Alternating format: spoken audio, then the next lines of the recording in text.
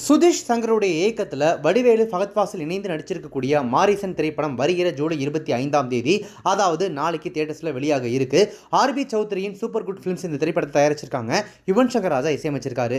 இந்த நிலையில் மாரிசன் திரைப்படத்தை முன்கூட்டியே பார்த்த நடிகர் கமலஹாசன் படத்தை பாராட்டி தன்னுடைய சோஷியல் மீடியாவில் பதிவிட்டிருக்காரு. அவர் வெளியிட்டிருக்கக்கூடிய அந்த சமூக வலைதள பதிவில் அவர் என்ன சொல்லியிருக்காரு அப்படின்னா, மாரிசன் படத்தை பார்த்தேன். இந்த படத்தில் நகைச்சுவையும் ஆழ்ந்த ஒரு விஷயமும் இணைந்திருக்கிறது. அது என்னை சிரிக்கவும் சிந்திக்கவும் அதன் கலையை ரசிக்கவும் வைத்தது. இந்த அற்புதமான படைப்பை வாழ்த்த படக்குழுவினருடன் ஒரு அற்புதமான உரையாடல் நடத்தினேன். இந்த படத்தில் நகைச்சுவை மட்டுமின்றி மனித உணர்வுகளை பற்றிய ஒரு சமூக அக்கறையுள்ள பார்வையும் நம் சமூகத்தின் இருண்ட நிழல்களை உற்று நோக்கும் ஒரு கூர்மையான பார்வையும் உள்ளன. நான் ஒரு பார்வையாளராகவும் படைப்பாளியாகவும் இந்த படத்தினால் ஈர்க்கப்பட்டிருக்கிறேன் அப்படின்னு சொல்லி பத்தின தன்னுடைய எண்ணங்களை ரொம்பவே நெகிழ்ச்சியாக பதிவிட்டிருக்காரு. கமல்ஹாசன் சார் அவர்கள் எப்பயாவது ரொம்ப ரேராக தான் இந்த மாதிரி 1-2 படத்தை பார்த்துட்டு அந்த படம் ரொம்ப பிடிச்சிருந்துச்சுன்னா பாராட்டி அந்த மாதிரி ட்வீட்லாம் போடுவார்.